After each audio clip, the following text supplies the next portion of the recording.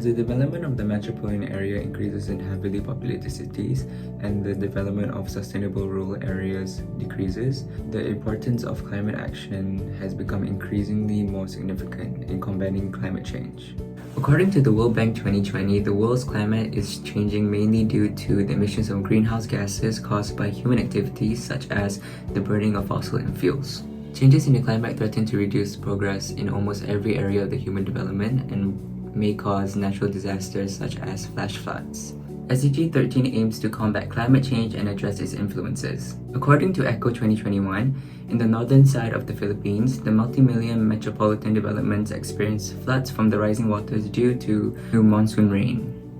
Because of this, the essential solution for a flood-free nation will be integrating climate change actions into the national policy making. The goal of doing this is to enable it to be utilized as a guidance for numerous institutions in carrying out a coordinated and integrated effort to combat climate change. Achieving a flood-free nation through proposing the inclusion of climate change actions into the national policy making is a very innovative step.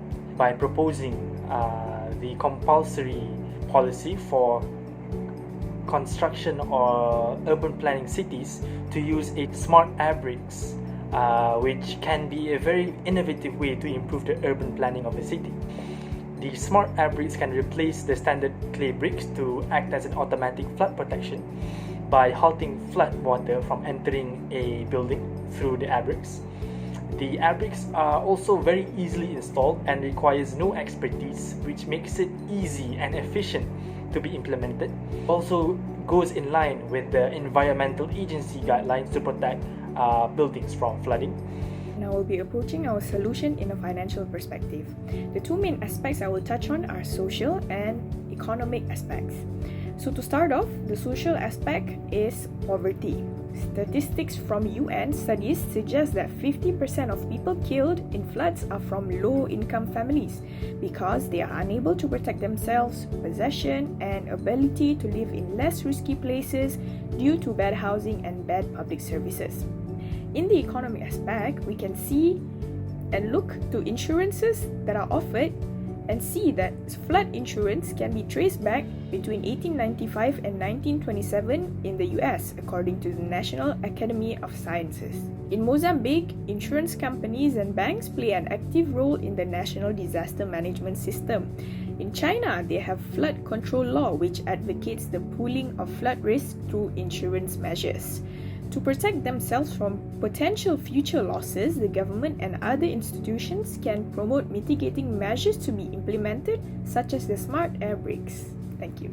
According to FloodStop 2018, many properties have been flooded from the flood water entering their property to a standard brick. As a matter of fact, one standard brick can allow in no less than 500 liters of water per minute, as the smart brick has been accurately tested in realistic test fluids and situations that include seawater, river, wave, and also flow testing. The smart brick are proven to work in a real-life flood situation. During a flood condition, the smart brick utilizes a simple flotation valve to automatically block off during flood condition, where 4 valve balls float on the flood water automatically halts the flow of water under the property.